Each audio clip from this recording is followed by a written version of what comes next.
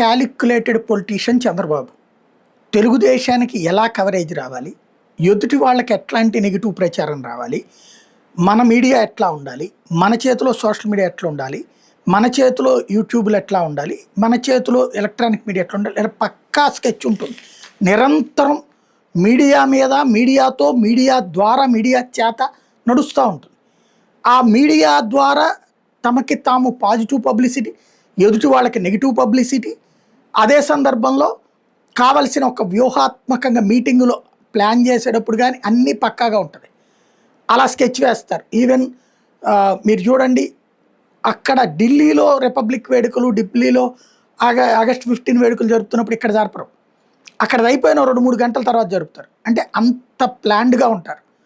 అట్లాంటి చంద్రబాబుకి జగన్మోహన్ రెడ్డి కోపం తెప్పించారు. మహానాడు అంటే వాళ్ళకు ఒక పండగ, పసుపు పండగ.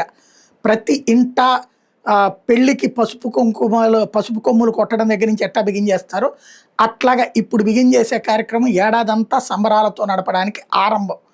ఓ రకంగా పెళ్ళికి వచ్చినట్టు వస్తారు. ఇప్పుడు ఒక సమస్య ఏంటంటే దుబారా చేయకూడదన్న ఉద్దేశంతో పెట్టేటప్పటికి అంతా డిజిటల్ ప్లాట్ఫామ్ అయ్యేటప్పటికి ఆ క్రౌడు, ఆ హడావిడి, ఆ భోజనాలు, ఆ సందడి లేక ఒకటి మానసికంగా ఇబ్బంది ఉంది.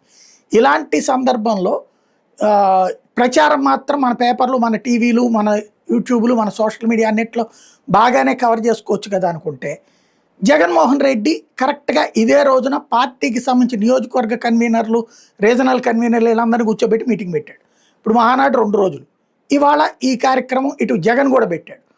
ఇదే మహానాడు కాదు, లేదా పార్టీ పాలిట్ బ్యూరో, ఇదే పార్టీకి సంబంధించిన ఇది కూడా కాదు. ఇది వాళ్ళకి సంబంధించిన వైఎస్ఆర్ కాంగ్రెస్ పార్టీ ఆవిర్భావ దినోత్సవ వేడుకల తరహాలో కూడా కాదు. బట్ పార్టీకి సంబంధించిన ముఖ్య నేతలందరితో కూర్చుని భవిష్యత్ కార్యాచరణ ఏదైతే స్థానిక ఎన్నికలు వీటన్నిటి గురించి ప్లాన్ చేశాడు. ఆటోమేటిక్గా కవరేజీ అటు కూడా వస్తుంది, షేర్ అయిపోతుంది. అంటే టీవీ స్క్రీనే చూస్తే మహానాడు ఇవాళ చూడండి, ఇవాళ తెలంగాణలో కూడా ఏ ప్రోగ్రామ్స్ లేవు. ఇప్పుడు అక్కడ అతని పేరేంటి, మన బాల్క సుమన్ మాట్లాడిన దాని మీద చర్చ జరుగుతుంది. ఆ వైరల్ టాపిక్ నడుస్తుంది. దాంతో అక్కడ పెద్దగా కవరేజ్ రాదు. ఆంధ్రాలోకి వచ్చేటప్పటికి ఇప్పుడు జగన్ దానికి కూడా కవరేజ్ వస్తుంది. జగన్ స్పీచ్ కూడా లైవ్ ఇచ్చారు. చంద్రబాబు స్పీచ్ లైవ్ వచ్చింది, లోకేష్ స్పీచ్ లైవ్ వచ్చింది, జగన్కి కూడా లైవ్ వచ్చింది. వీళ్ళిద్దరికి ఎంత స్పేస్ ఇచ్చారో అతనికి అంతే స్పేస్ ఇస్తారు న్యూట్రల్ మీడియా. ఈనాడు, జ్యోతి అంటే వదిలేసేయండి, అది కార్యకర్తల మీటింగ్. వాళ్ళ కార్యకర్తలకు సంబంధించినటువంటి దాంట్లో మహా టీవీ వీళ్ళ 3 కూడా, TV5 4 క్లియర్గా ఉంటుంది. కాబట్టి అది కాదు. ఇక్కడ అర్రజన మీడియాని పక్కన పెడితే న్యూట్రల్ మీడియా కానీ దీంట్లో ఇప్పుడు సాక్షిని కూడా పక్కన పెట్టాలి. ఎందుకంటే అది వాళ్ళు ఎట్లాగో జగన్ తెస్తారు, చంద్రబాబు మహానాడు సచ్చినా ఇవ్వరు కాబట్టి.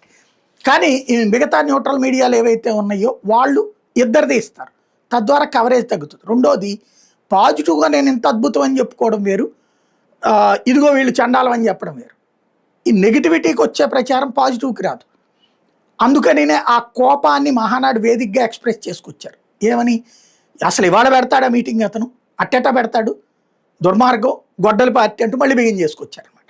అంత కోపం తెప్పించారు. ఎవరైనా సరే ఎవడు మీటింగ్ వాళ్ళ ఇష్టం.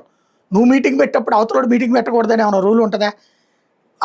ఉండదు సహజంగా.